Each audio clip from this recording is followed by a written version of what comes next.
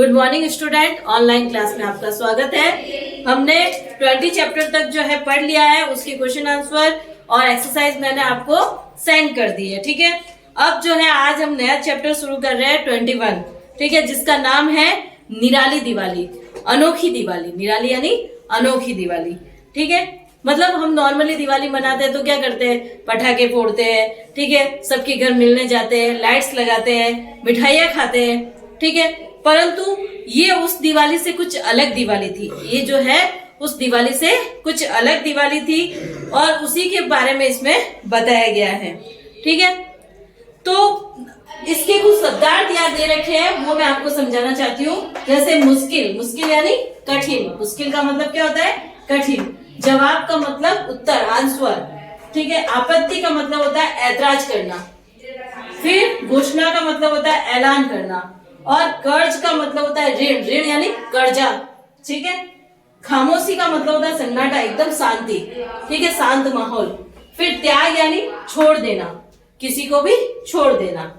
प्रस्ताव यानी सभी के सामने रखी हुई बात, सभी के सामने जो बात हम रखते हैं उसको हम कहते हैं प्रस्ताव। और असहाय यानी बेसहारा। असहाय का मतलब क्या होता है? बेसहारा, जिसका कोई सहारा ना हो उसे हम कहते हैं बेसहारा। ठीक है, फिर आता है संदेह। संदेह यानी शक करना, हम किसी पे डाउट करते हैं, शक करते हैं तो उसे कहते हैं संदेह। फिर आता है ध्वनि। ध्वनि यानी आवाज। ध्वनि का अर्थ क्या होता है? आवाज। ठीक है, इसी के साथ जो है हम चैप्टर शुरू कर रहे हैं और उसके पाठ का जो विषय है वो मैं आपको बताना चाहती हूँ। अपने सुख और मनोरंजन के लिए जीवन जीने में हमें सुख मिलता है। मतलब अपने को जो जिस चीज से खुशी मिले उससे हमें जो है खुशियां भी मिलती है, सुख भी मिलता है। क्यों? क्योंकि अगर हमें जो है मनोरंजन, हमारा मनोरंजन होगा, हमें सुख मिलेगा तो हमें उससे खुशी ही मिलेगी। लेकिन दूसरों के दुख को बांटने के लिए अपनी खुशियों को दांव पर लगा देने में जो आनंद मिलता है उसकी तुलना में संसार की सभी खुशियां फीकी पड़ जाती है। लेकिन दूसरों के दुख को दूर करते हैं, दूसरों के दुख को बांटते हैं और फिर जो है अपनी खुशी जब हम दांव पे लगा लेते हैं तो हमें जो खुशी मिलती है, जो आनंद मिलता है वो अलग ही होता है। उसकी तुलना में संसार की जितनी भी खुशियां हैं वो फीकी है। उसकी तुलना में जितनी भी खुशियां हैं वो फीकी है। मतलब जैसे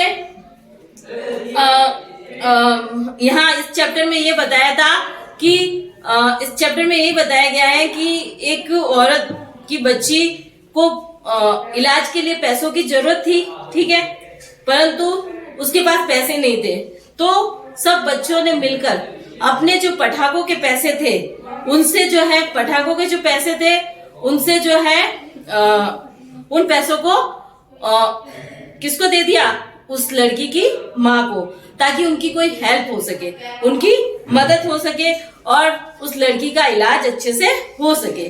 ठीक है, तो पटाखों के जितने भी पैसे थे उन बच्चों के पास, उन्होंने सब उस औरत को दे दिए जिससे कि उसकी हेल्प हो सके। तो इस पार्ट में यही बताया गया है कि जो बच्चे पटाखों से ही अपनी दिवाली मनाना पसंद करते थे उन्होंने जो है अपनी खुशी को मारकर दूसरों की खुशी को ऊपर रखा। अपनी खुशी को मारकर क्या रखा? दूसरों की खुशी को ऊपर रखा।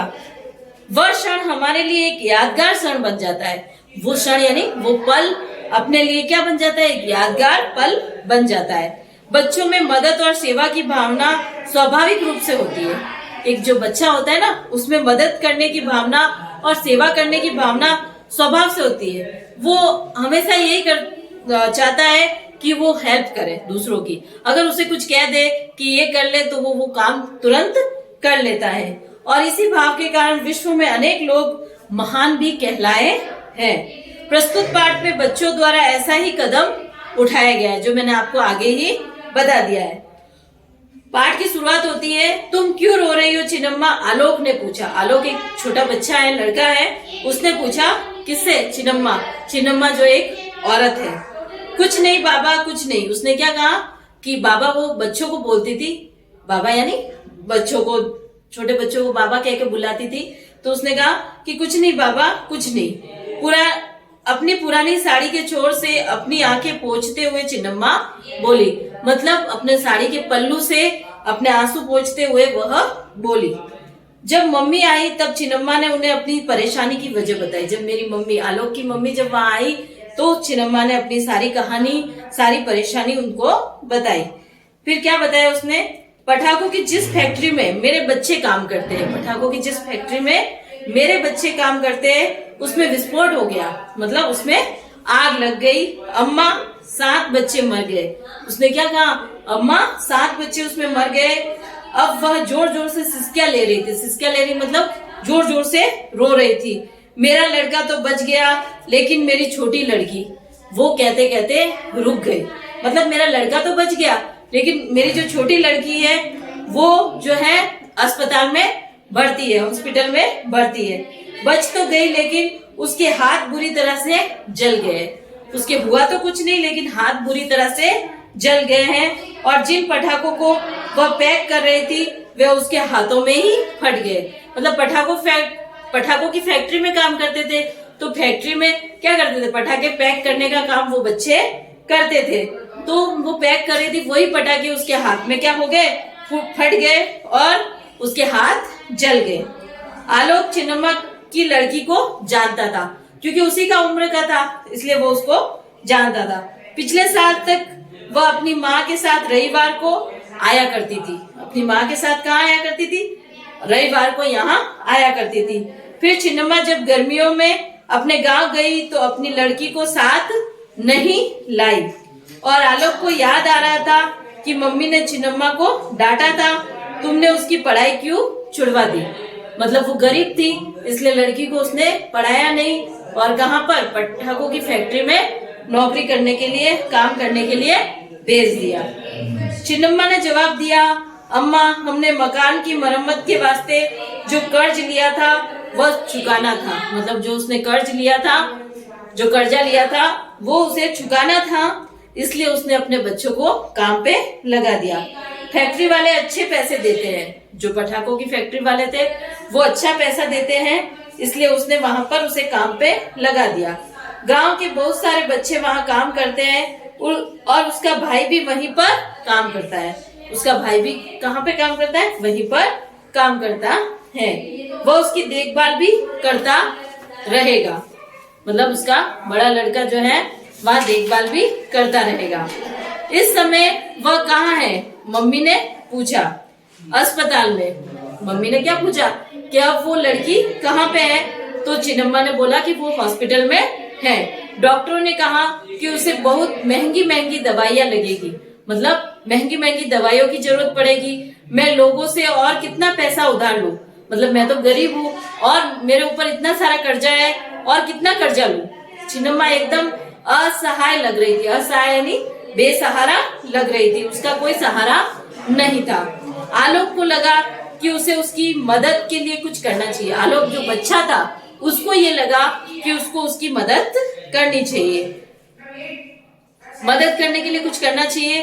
उसने देखा कि मम्मी ने चिन्नम्मा के हाथ में कुछ रुपए रख दिए। मम्मी जो लेडीज थी उसने तो उसकी मदद कर दी, उसको कुछ पैसे दे दिया। तभी उसके दिमाग में अचानक एक विचार आया। वह अपने कमरे की तरफ भागा। कौन? आलोक। और अपना पर्स ढूंढने लगा जो उसे पापा ने दिया था। उसके पापा ने उसको पर्स गिफ्ट किया था, वो पर्स ढूंढने लगा। उसकी उंगलियों में 100 रुपए का नोट गया। 100 रुपए का क्या गया? नोट 100 रुपए है ना, मतलब 100 रुपए का नोट गया। ठीक है। और वह पैसे उसने दिवाली के पटाखे खरीदने के लिए रखे थे। जो 100 रुपए थे उसके पास, उसने किस लिए रखे थे? दिवाली के पटाखे खरीदने के लिए रखे थे। कुछ देर तक वह इसे हाथ में लिए रहा, फिर नीचे की ओर भागा और उसने वह नोट चिन्नम्मा को दे दिया। और इसे ले लो, वह बोला। वो लड़का क्या बोला कि 100 रुपए को ले लो अपनी लड़की की दवाइयों के लिए। उस बच्चा था फिर भी उसने कितना दया का भाव रखा, उसके दुख को दूर करने की कोशिश की और अपने 100 रुपए उसको दे दिए। चिन्नम्मा उसे देखती रह गई और उसने पैसे तभी लिए जब आलोक की माँ ने जोर दिया। उसने पैसे नहीं लिए लेकिन उसकी माँ ने जब कहा कि ले लो तब उसने वो पैसे ले लिए। जब वह चली गई तब माँ ने आलोक को अपने गले से लगा लिया और बोली, ये तुमने बहुत अच्छा किया। माँ को भी खुशी हुई कि उसके बेटे ने इतना बढ़िया काम किया। ये तो केवल 100 रुपए है मम्मी, इतने तो काफी नहीं होंगे। मेरी इच्छा है कि उसे और पैसे दूं। मेरी और क्या इच्छा है कि मैं उसे और पैसे दूं। आलोक उदास होकर बोला। हाँ, उसकी माँ ने एक ठंडी सांस लेते हुए सिर हिलाया। मैं भी वही चाहती हूँ, मगर दिवाली भी तो है और ढेर सारे खर्चे भी हैं और ज्यादा दे पाना हमारे लिए मुश्किल है। जितना हम कर सकते हैं उतना हमने कर दिया। माँ ने कहा हमारे इतने सारे खर्चे हैं और जितना हमें उसकी मदद करनी थी उतनी कर ली, ठीक है। लेकिन आलोक इससे संतुष्ट नहीं था। आलोक क्या था? इससे संतुष्ट नहीं था। रोती हुई चिन्नम्मा की छवि उसे परेशान कर रही थी। मतलब चिन्नम्मा जब रो रही थी तो उसका चेहरा बार बार उसकी नजरों के सामने आ रहा था और उसे वो परेशान कर रहा था। शाम को सभी बच्चे पार्क में चिन्नम्मा की लड़की के साथ घटी दुर्घटना के बारे में बातें कर रहे थे। सब बच्चे जब पार्क में मिले तो वो उसी के बारे में बात कर रहे थे। वे चिन्नम्मा के लिए दुखी हो रहे थे। वे सभी उसे बहुत चाहते थे। वो उनकी कॉलोनी में कई वर्षों से काम कर रही थी और अधिकतर ही उसे तब से जानते हैं जब उसने चलना फिरना भी नहीं सीखा था। सभी की चिंता को देखते हुए, मतलब चिन्नम्मा की लड़की जब चलना फिरना भी नहीं जानती थी तब से वो बच्चे उसको जानते हैं। सभी की चिंता को देखते हुए अचानक आलोक को लगा कि कुछ किया जा सकता है। सुनो सुनो, वह बोला। कौन बोला? आलोक। जो पैसे हमारे मम्मी पापा ने हमें पटाखे खरीदने के लिए दिए हैं, अगर हम सब उन्हें इकट्ठा करके चिन्नम्मा को उसकी लड़की के इलाज के लिए दे दे तो कैसा रहेगा? मतलब ये अच्छी बात है कि हम अपने पटाखों के पैसे जो हमारे मम्मी पापा ने हमें दिए हैं वो उसकी हेल्प करने के लिए उसको दे दे। अपने पटाखों के पैसे तो मैं पहले ही दे चुका हूँ, लेकिन उतने काफी नहीं है। मैंने तो अपने पटाखों के जो पैसे थे वो दे दिए, पर उतने से उसकी कोई मदद नहीं होगी। उसके विचार पर खामोशी से स्वागत किया गया, क्योंकि बच्चे तो पटाखे की बात सुन के ही खुश होते हैं। दिवाली उनके लिए पटाखा ही तो है, पटाखे जलाना मतलब उनके लिए दिवाली है। और जब उन्होंने ये सुना कि उसके पटाखों के पैसे जो है उसको दे दिए जाएंगे तो वो पटाखे नहीं ले पाएंगे, तो खामोशी छा गई। तुम्हारा मतलब है पटाखे खरीदने के बजाय हम अपने पैसे उसे दे दे? ये दीपा ने संदेह भरी आवाज में कहा। संदेह यानी शक भरी आवाज में कहा। पटाखों के बिना दिवाली का क्या मजा आएगा? मतलब पटाखे नहीं जलाएंगे तो हमें दिवाली का मजा कैसे आएगा? दीपक ने आपत्ति की। दीपक ने भी इस बारे में आपत्ति जताई, मतलब अपनी बात रखी। वह गरीब लड़की अस्पताल में पड़ी है, ऐसे में हम क्या मजा कर पाएंगे? मतलब वो गरीब है, वो तो हॉस्पिटल में पड़े हैं और हम क्या मजा कर पाएंगे?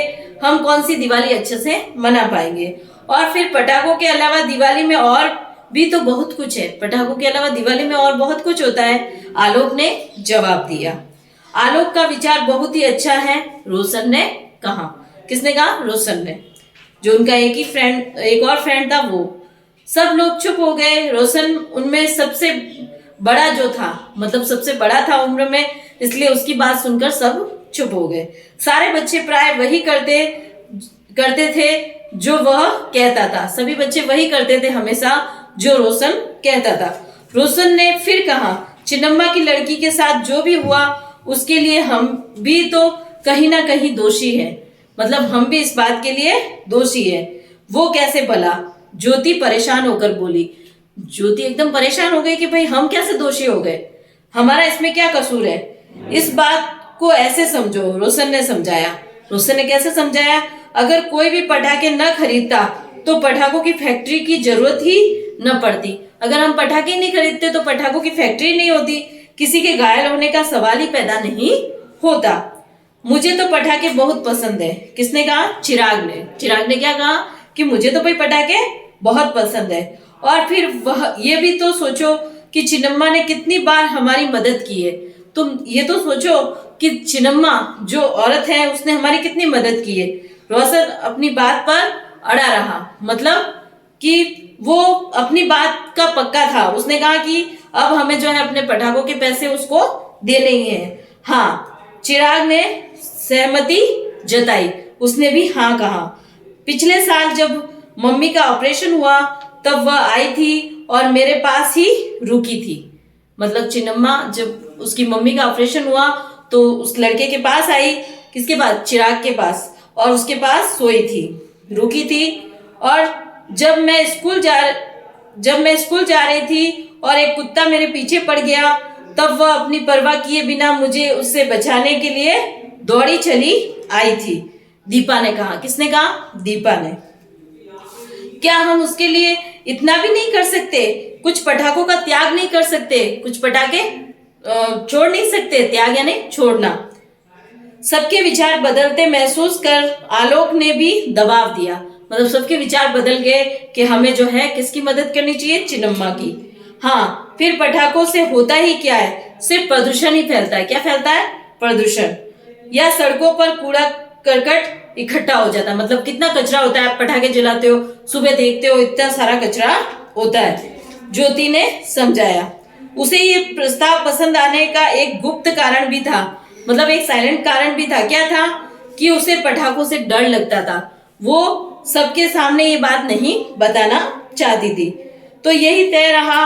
आलोक ने घोषणा की, कल हम सभी अपने अपने पैसे लाएंगे और चिन्नम्मा को देंगे। सभी लोग इस बात से सहमत थे, सिर्फ दीपक को छोड़कर। किसको छोड़कर? दीपक को।